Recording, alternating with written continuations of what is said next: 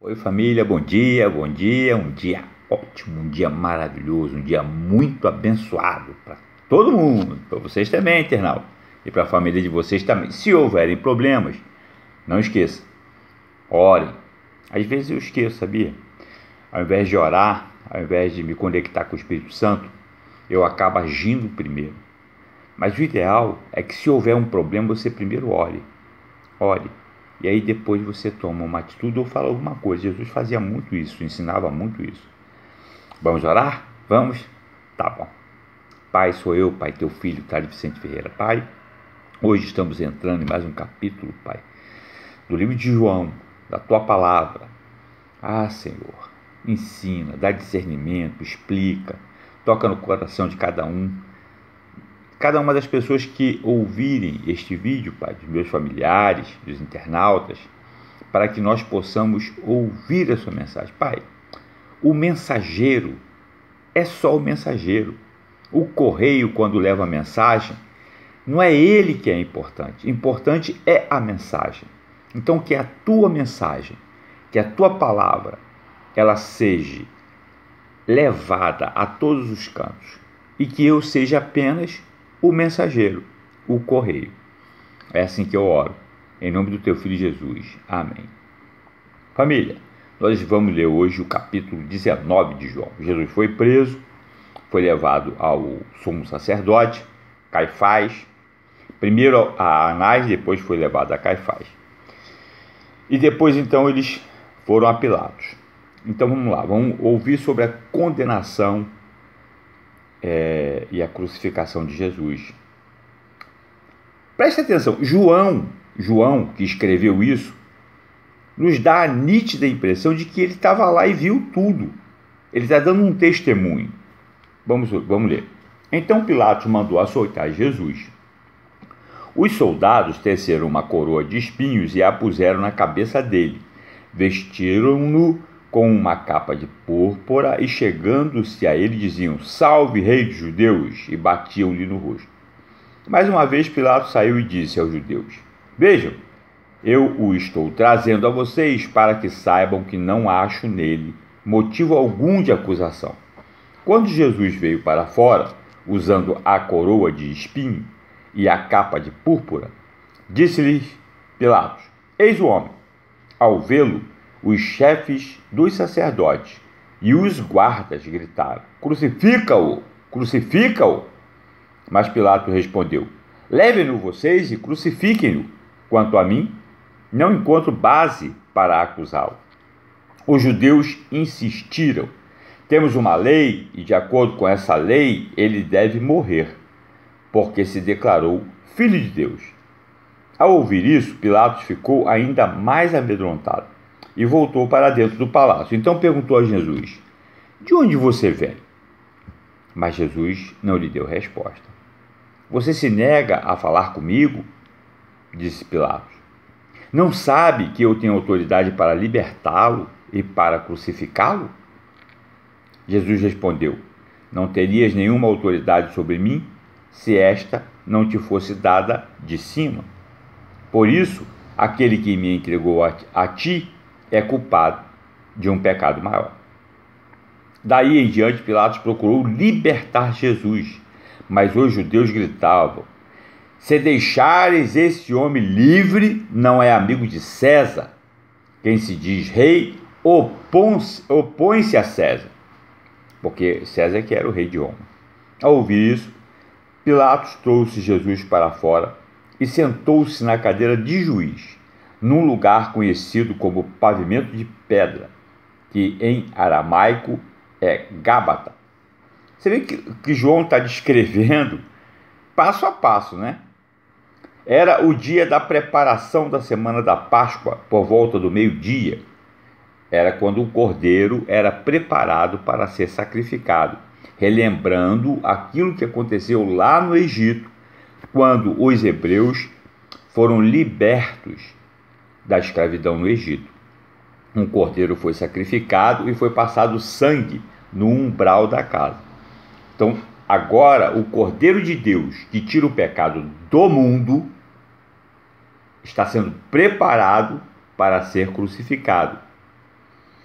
Ao ouvir isso, Pilatos trouxe Jesus para fora e sentou-se na cadeira de juiz, num lugar conhecido como pavimento de pedra, que em aramaico é Gábata.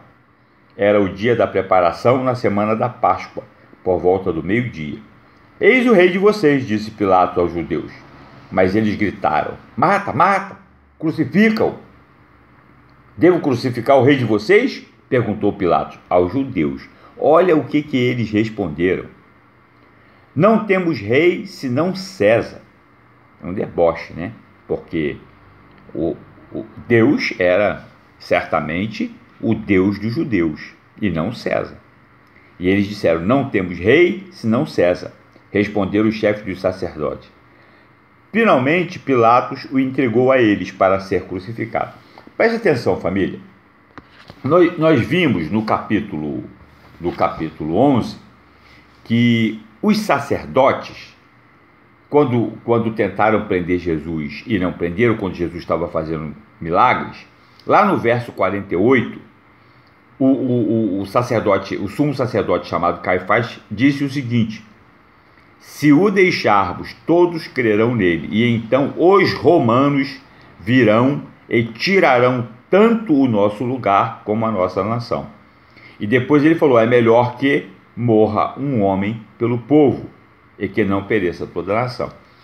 Isso já estava decidido.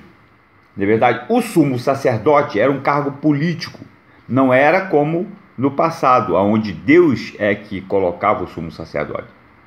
Agora não, era os romanos. E o sumo sacerdote não tinha autorização para crucificar. Como César falou: vai vocês e crucifica. Eles não podiam, só os romanos podiam crucificar. Mas eles é que diziam aos romanos quem deveria ser crucificado.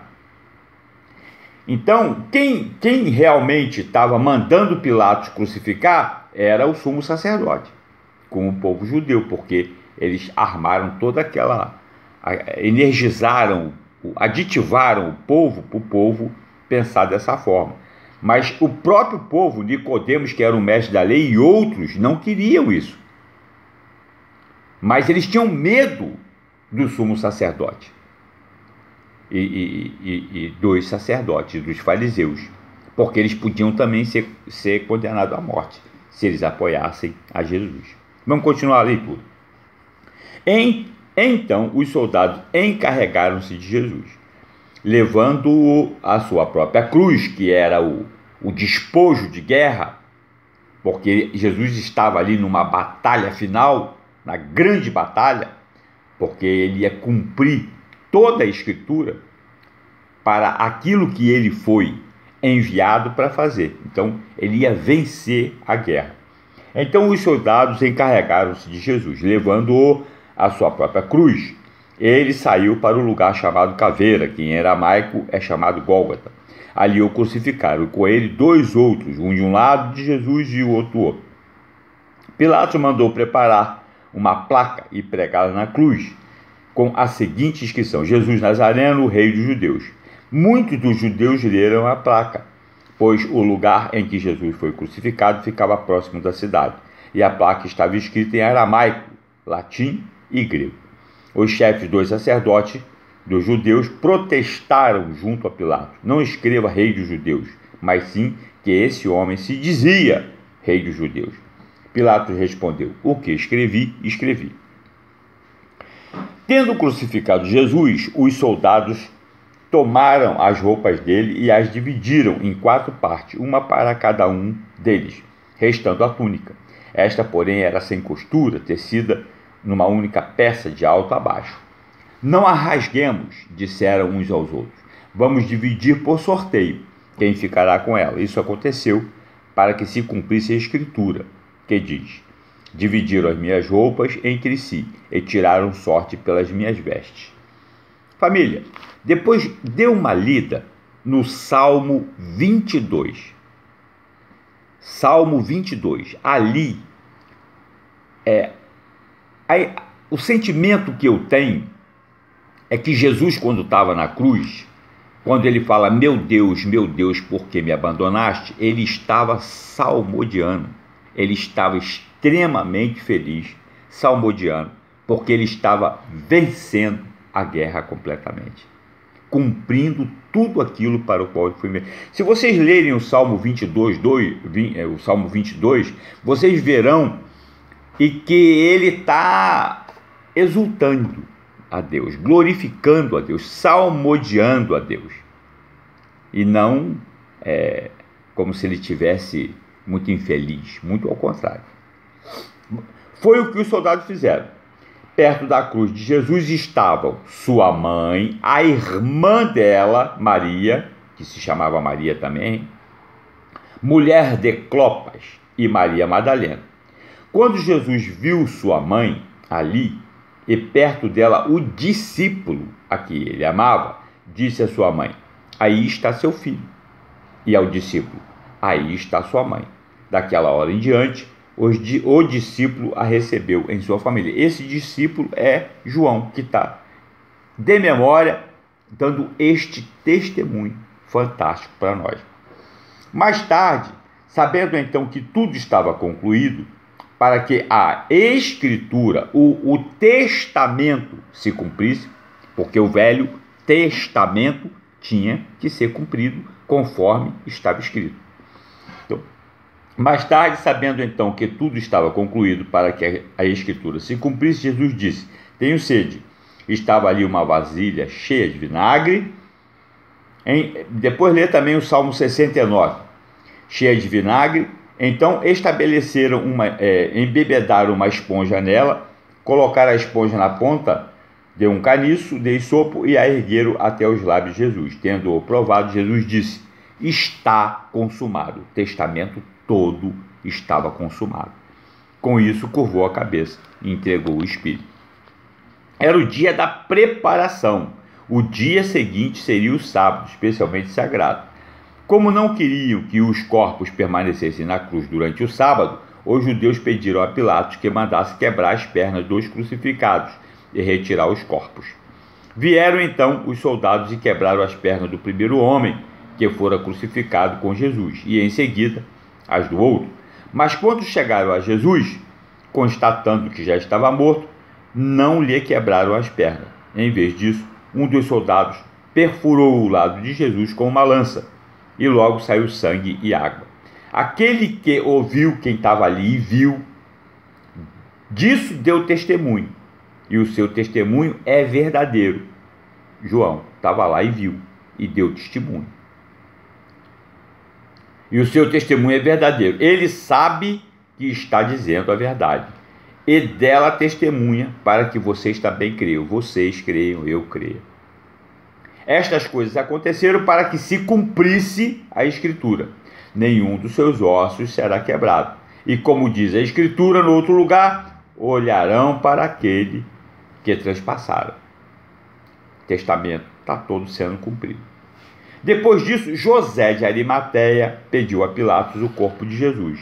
José era discípulo de Jesus, mas o era secretamente, porque ele tinha medo dos judeus. Com a permissão de Pilatos, veio e levou embora o corpo. Ele estava acompanhado de Nicodemos. Lembra do Nicodemos que foi procurar Jesus? Aquele que antes tinha visitado Jesus à noite. Olha como João escreve. Ele estava acompanhado de Nicodemos, aquele que antes tinha visitado Jesus à noite. Nicodemos levou cerca de 34 quilos, até a quantidade de quilo ele escreve, de uma mistura de mirra e aloés.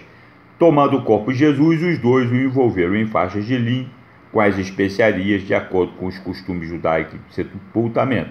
No lugar onde Jesus foi crucificado havia um jardim, e no jardim um sepulcro novo, onde ninguém jamais fora colocado.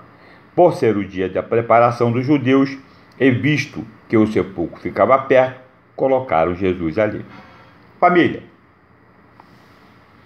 está muito claro, um testemunho muito limpo, muito claro, muito transparente, né? Eu sei que alguns teólogos, eles fazem um estudo mais profundo, né? E aí alguns pastores, né, fazem pregações. O meu objetivo é só trazer a mensagem. Eu não estou fazendo pregação nenhuma. Eu estou lendo E estou conversando com vocês, meus familiares, para que vocês também creiam neste testemunho, porque ele é verdadeiro. Então, é uma forma de ler a Bíblia, né? Todos nós, cada um de nós, precisamos ser tocado pelo Espírito Santo, sabe? Tocado lá dentro, para nós compreendermos que foram homens que escreveram a Bíblia, né? Mateus, Marcos, Lucas, João, foram homens que escreveram, mas também tocados, da mesma forma como nós hoje somos tocados pelo Espírito de Deus. Escreveram humanamente falando, eles não estavam possuídos, eles escreveram de memória. Jesus nasceu provavelmente no 5 antes, né, do zero, né? No ano 5 antes do zero. E ele deve ter morrido aí com 33 anos, conforme a gente tem ouvido falar. Digamos que ele tenha morrido lá pelo ano 30, não é verdade? Isso está sendo escrito 20 anos depois, 25 anos depois, que João está escrevendo isso, porque ele sentiu a necessidade no coração dele de dar o testemunho dele verdadeiro, porque o Espírito Santo tocou nele para ele testemunhar. Lucas, por exemplo, escreveu já logo acompanhando, ele fez um relatório para Teófilo, acompanhando tudo que tinha acontecido, né? João Marcos, que ficou acompanhando Pedro, acompanhou Paulo também, escreveu, e provavelmente era aquele menino que correu nu, com medo lá.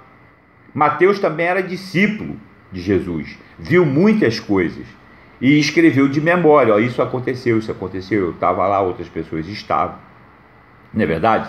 Lucas descreve depois, no relatório dele, chamado Atos dos Apóstolos, situações que ele próprio estava vivendo, como um naufrágio, que nós navegamos 14 dias, então ele descreve com clareza esse testemunho, para que hoje nós possamos ter a verdadeira ideia daquilo que aconteceu. Se nós olharmos hoje o que está acontecendo no mundo, nós vamos verificar que é verdadeiro demais esse testemunho. Então, existe um novo testamento. O velho Jesus cumpriu. Existe um novo testamento que vai finalizar com a volta de Jesus, como está prometido no Novo Testamento, que ele vai voltar. É essa mensagem que eu sou só o correio, o mensageiro. É a mensagem. Quando você recebe uma carta na sua casa do mensageiro, seja ela de cobrança ou uma carta de que você recebeu uma herança, não é o correio que é importante, é a mensagem que você recebeu. Não sou eu que sou importante, eu só estou sendo tocado por Deus para levar a mensagem. Leia, eu estou lendo, a gente está lendo, está estudando e tal, leia você depois com calma, sentado, pegue sua Bíblia e leia, ore antes para que Deus fale com você, para que você tenha o discernimento. Não siga homens, não siga espíritos, deixa Deus trabalhar na sua vida. E se estiver passando por um momento de grande dificuldade, de muita dificuldade, ore. Deus trabalha com a oração no tempo. Ela tem que rasgar essa cortina de demônio que impede que a nossa oração chegue até Deus. Tem muito bloqueio, tem muita coisa impedindo. É um amigo que quer levar você não sei para onde, é um outro que diz que tem um lugar melhor. É muito bloqueio. A sua relação tem que ser direta com Deus através de Jesus. Jesus é o caminho. Jesus é a porta para que você fale diretamente com Deus. E se Deus curar, curou. Se Deus responder, respondeu. Ele pode responder sim, não e espere. Você ore e tenha fé e confie. Não desista. É isso que eu tenho para você hoje. Vamos orar? Pai, obrigado, Pai, por este momento, que todos os internautas da minha família possam entender e compreender no seu coração, com apenas um toque do seu amor, a sua palavra, e que leiam, Pai, a mensagem, a correspondência que está sendo entregue, que eles leiam e reflitam sobre essa correspondência, e que cada um seja tocado no mais íntimo do seu espírito, porque o Espírito penetra profundo e toca no coração de cada um. É assim que eu oro e agradeço em nome do teu Filho Jesus. Amém. Internauta, um beijo. Família, um beijo. Fica com Deus. Deus abençoe.